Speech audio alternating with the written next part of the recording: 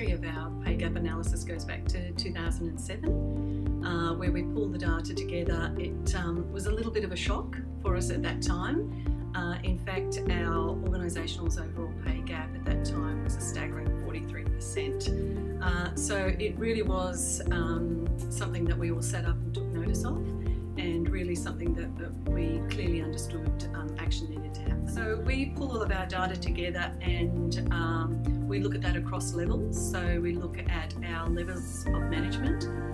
For example, our level 2s, which are our seniors and superintendents. We look at the gender composition of that level of management to determine what the composition is and what the average salary is for men at those levels and what the average salary for women is at those levels. So we divide that also against our trades and technicians so that we can identify where our biggest areas are. The other thing we do is we do look at our like for like as well. So, and we look at roles, men and women in the same role to ensure that there's parity. And you know, sometimes there are differences, slight differences, and we make sure that those differences are justified. So for the next couple of years after 2007, we obviously put a number of initiatives in place.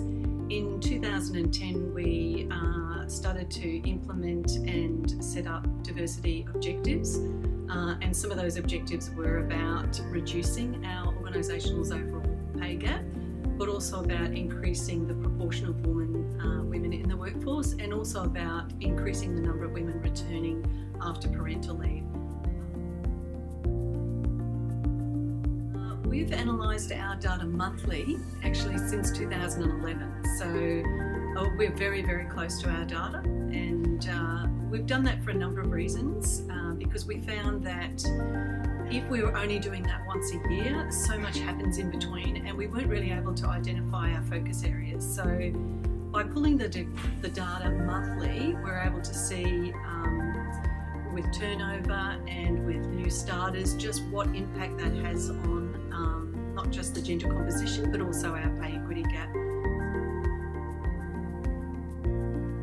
I think that's been the real secret to our success, certainly around increasing our proportion of women in the workforce.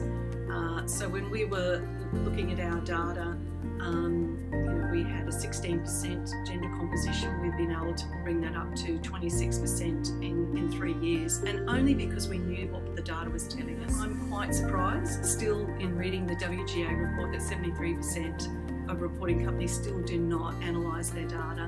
And I guess what I would leave them with is, if you don't know your data, then you don't know your problem, you don't know your issues, and you really can't action